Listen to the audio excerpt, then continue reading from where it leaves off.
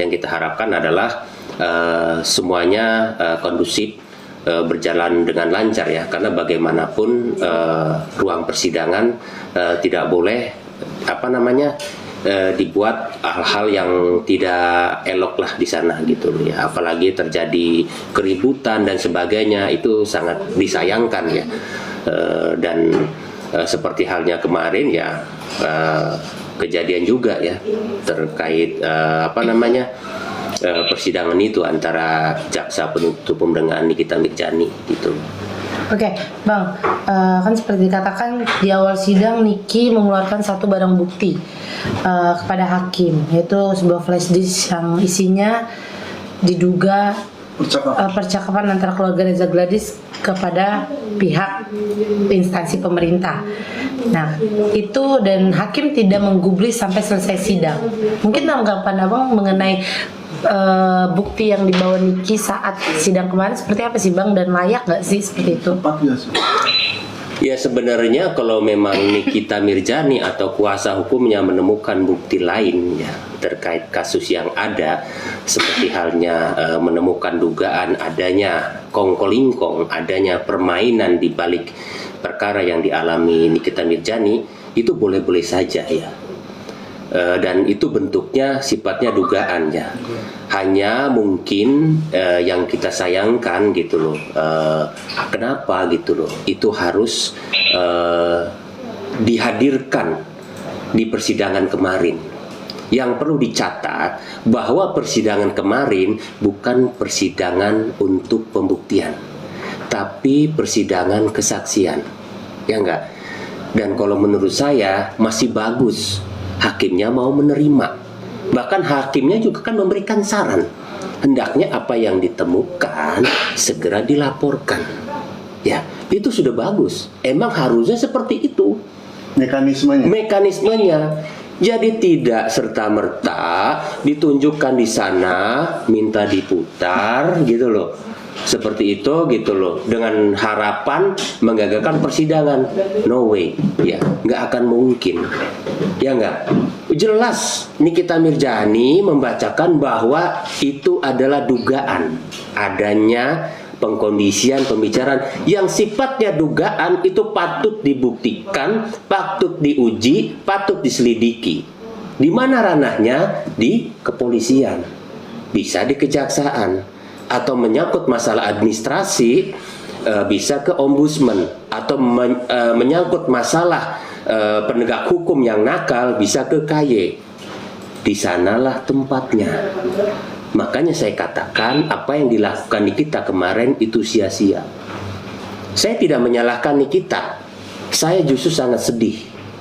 Kenapa kuasa hukumnya tidak bisa memberikan ataupun mengontrol Nikita Mirzani? Nikita itu sebagai terdakwa jelas ya, pikirannya masih kalut, mudah tersulut. Itu harusnya mampu dikendalikan oleh seorang kuasa hukum agar dia tidak membuat gaduh atau hal-hal yang kira-kira justru akan merugikan dia sendiri di persidangan. Perlu dicatat bahwa ruangan persidangan itu tidak boleh siapapun melakukan kegaduhan atau merasa dirinya bisa melawan atau dirinya merasa hebat. Tidak, itu tidak dibenarkan. Seperti itu gitu loh. Ya, makanya apabila kemarin itu bukti itu gitu disalurkan dengan baik gitu loh, ya nggak, tidak dihadirkan di persidangan, itu akan cakep hasilnya. Oke, Bang. Terkait dari beberapa sidang berlangsung, saksi yang dihadirkan kan cukup emosional juga dari pihak Nikita Mirzani, ya, kuasa hukumnya untuk memberikan pertanyaan sampai emosional gitu, sampai di dalam ruang sidang juga cukup ricus, beberapa kali ditenangkan oleh hakim. Mungkin Abang memandangnya seperti apa sih harusnya sikap yang baik dan benar menghadapi persidangan? Ya, begitu begitu seseorang menjadi terdakwa, yang dinilai sama hakim adalah attitude, ya enggak, bersikap baik, ya enggak, dalam menghadapi persidangan, tidak emosional, apalagi teriak-teriak, apalagi seolah-olah istilahnya menantang, itu sangat tidak dibenarkan gitu loh. Seperti itu gitu loh. Tapi dengan Nikita kemarin saya maklum gitu loh. Yang saya sayangkan istilahnya kuasa hukumnya kemana. Harusnya dia mampu mengontrol hal itu semua gitu loh. Dan saya sayangkan kenapa plastis itu harus ada di tangan Nikita Mirzani. Ya enggak? Harusnya di kuasa hukum saja dong gitu loh. Dan harusnya tahu, kuasa hukum mampu memberitahu gitu loh. Walaupun mungkin nanti bisa dihadirkan bukan pada saat persidangan kemarin, nanti ada pada saat nanti di pembuktian gitu. Kalau memang mau ditindaklanjuti, laporkan. Emang itu yang benar gitu loh.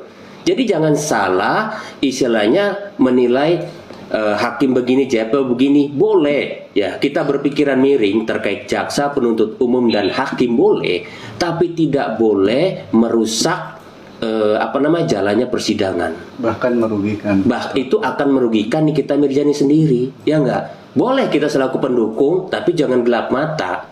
Yang timbulnya justru akan mempersulit Nikita Mirzani, gitu loh. Bersikap baik istilahnya, sopan dalam persidangan itu merupakan penilaian.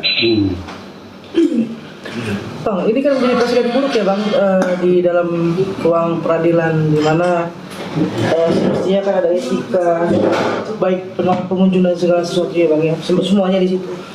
Ini menjadi bisa gak sih Bang pada akhirnya penilaian ini menjadi hukum datar bagi Niki? Maksud dalam artian adalah ya maksimal, bisa deh.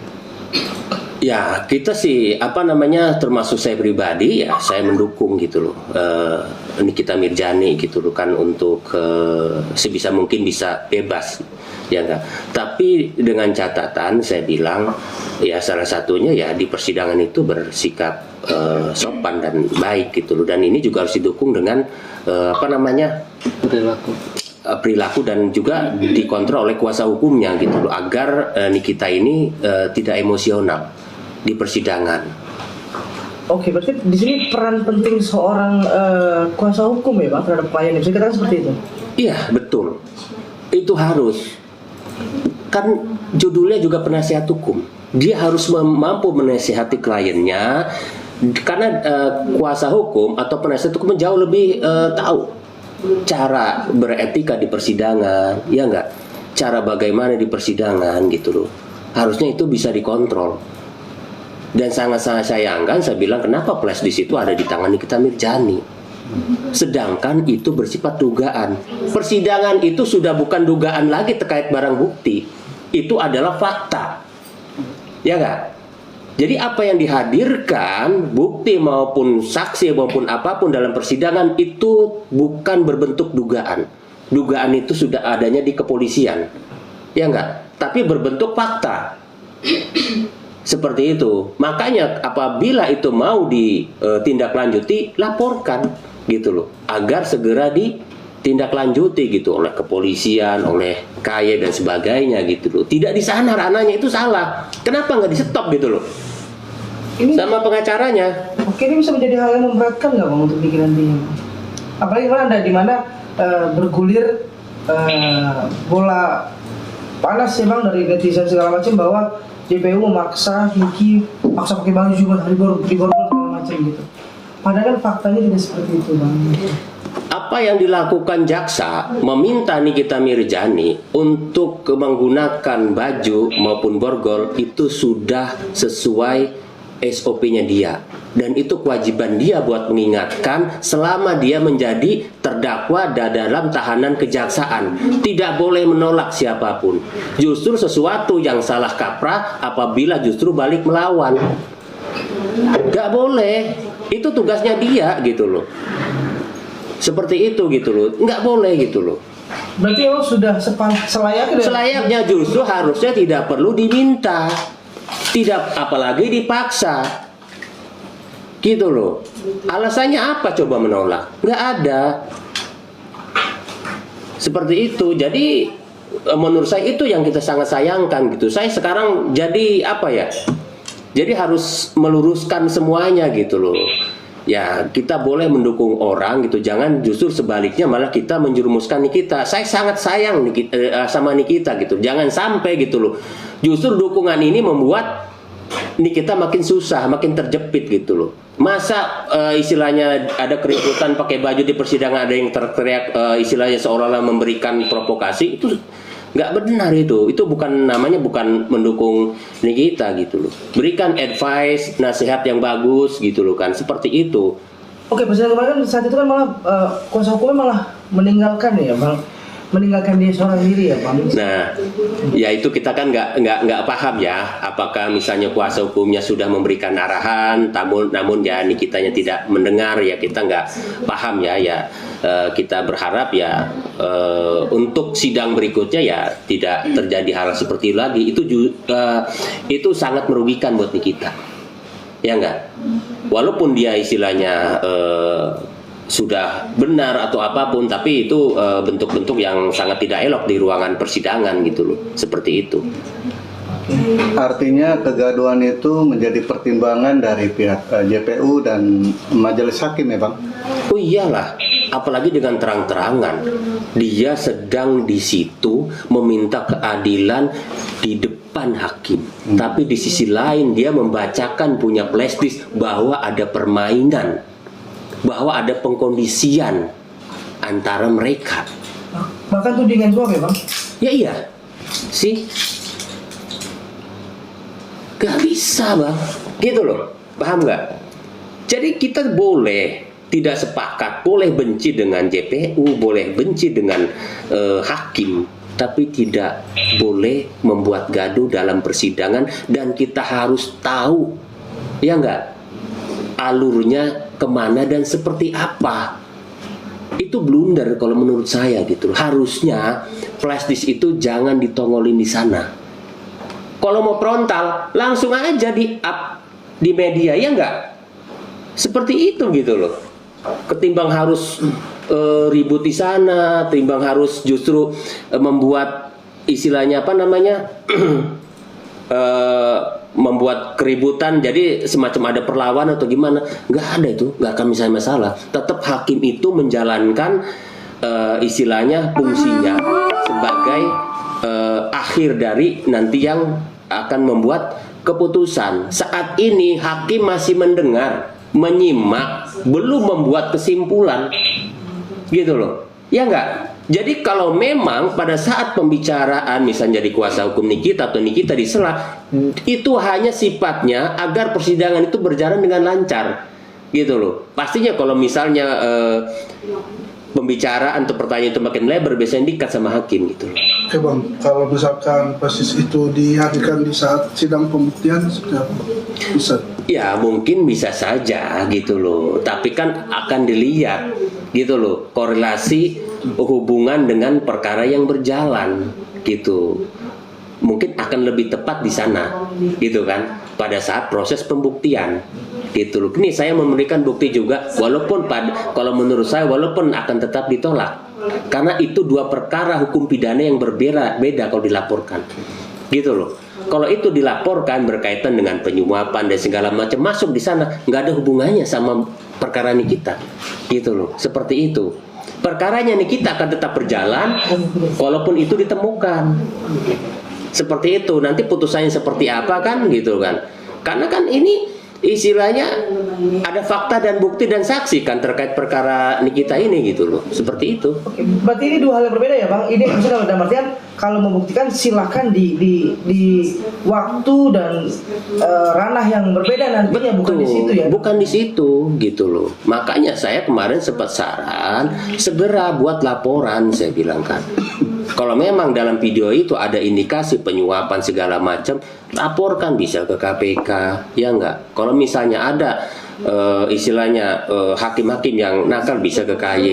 Kalau misalnya ada penyalahan terkait administratif dan sebagainya, bisa ke Ombudsman kan, bisa ke Mabes Polri. Itu tempatnya yang seharusnya saya bilang, dan harusnya kenapa saya bilang jangan sampai disampaikan dulu ke apa namanya, ke ruang persidangan. Ya ibaratnya saya bilang kita mau nangkep ayam tapi kita berisik, ya kabur. Paham nggak? Masuk nggak? Ya kan? Gitu loh. Bisa orang yang disorot itu dikata-kata di depan dia, gitu loh. Harusnya kan dia dengan santainya aja biarkan gitu loh, cool gitu loh kan. Jadi membuat gebrakan di belakang itu gitu kan. Atau Ini bisa dibilang salah alamat nggak sih bang? kenapa? Salah alamat. Iya, kalau menurut saya itu yang saya nggak habis pikir, karena tidak ada korelasinya. Karena itu istilahnya jelas yang dikatakan Nikita, ada dugaan antara Reza Gladys dan keluarganya gitu loh mengkondisikan kasus Nikita. Ya enggak? Artinya itu bisa dilaporkan ya atas dugaan ya mungkin penyuapan segala macam kan. Idenya pengkondisian ini tetap akan dilihat gitu loh. Perkaranya ini masuk enggak gitu loh kan. Paham enggak? Gitu. Jadi tidak akan bukti itu walaupun benar menggugurkan persidangan yang ada. Persidangan akan tetap berjalan, tidak akan terpengaruh gitu loh. Makanya kecuali bukti itu ada korelasi hukumnya. Kalau bukti itu ada korelasi hukumnya, tidak perlu lagi dengan mengatakan itu dugaan. Itu karena bukti apapun itu sudah pasti fakta kalau dalam persidangan. Bang, jadi sikap Nikita yang di dalam ruangan sidang itu bisa berdampak dengan hukuman Nikita juga ya bang? Apa merugikan Nikita juga ya bang? Iya betul, itu merugikan Nikita. Terus saya lihat juga saksinya tidak ada yang menguntungkan Nikita, gitu loh. Kenapa bisa bilang begitu bang? Karena saksi-saksi ya secara tidak langsung jelas itu mengembalikan permasalahan itu ke Nikita, gitu loh. Jadi seolah-olah emang dia yang nyuruh. Itu loh, ya enggak. Nah itu dari awal yang saya sayangkan, saya bilang. Artinya kemarin kesaksian-kesaksian itu tidak ada yang meringankan. Tidak ada. Justru kesaksian yang menguntungkan itu adalah kesaksian saksi korban. Saksi korban itu sebenarnya sudah menguntungkan. Saya bilang ini harus didukung dengan saksi-saksi yang menguntungkan Nikita Mirzani. Gitu. Saksi rejekasi udah sebenarnya udah kacau dengan dakwaan gitu loh. Justru saksi yang dihadirkan kemarin gitu loh itu tidak menguntungkan buat Nikita gitu loh. Jadi terkesan apa yang dilakukan itu memang atas perintahnya. Itu kan yang dicatat gitu loh, seperti itu. Bang, banyak yang mengatakan rekaman itu fiktif dibuat oleh pihak Niki. Maksudnya netizen yang mengatakan gitu kan beberapa. Dan itu bisa kemungkinan terjadi nggak sih bang? Dan sepertinya kan pihak Reza Gladys juga berani-berani saja dan biasa saja untuk menanggapi dari awal munculnya Niki untuk mengatakan dia punya rekaman itu kan di situ ada pihak Reza Gladys juga. Seperti apa nih bang? Nah itu yang saya sangat sayangkan. Saya langsung japri seseorang, kenapa itu plastis ada di tangan Nikita Mirzani? Kalau dugaan itu benar, kalau tidak dia dalam kesulitan yang besar. Itu gitu loh. Karena itu harus diuji dulu. Ya enggak? Itu bukti kan masih mentah, harus diuji, harus diselidiki. Ya enggak? Begitu diupload ke sana dengan menunjuk walaupun dugaan itu sudah sangat merugikan.